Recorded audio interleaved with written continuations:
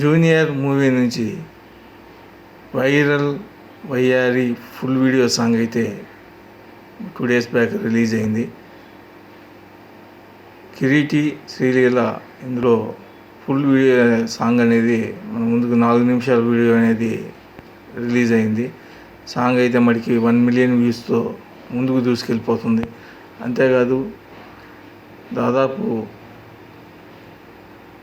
ఈ వీడియోని చాలామంది లైక్ చేస్తున్నారు. ఎందుకంటే ఇందులో స్టెప్స్ అనేది ఒక యంగ్ హీరో, కొత్తగా వచ్చిన హీరో ఈ విధంగా వేశాడంటే ఒక అద్భుతం అని చెప్పవచ్చు. అంతేకాదు దేవిశ్రీ ప్రసాద్ ఈ సాంగ్ని చిత్రీకరించారు.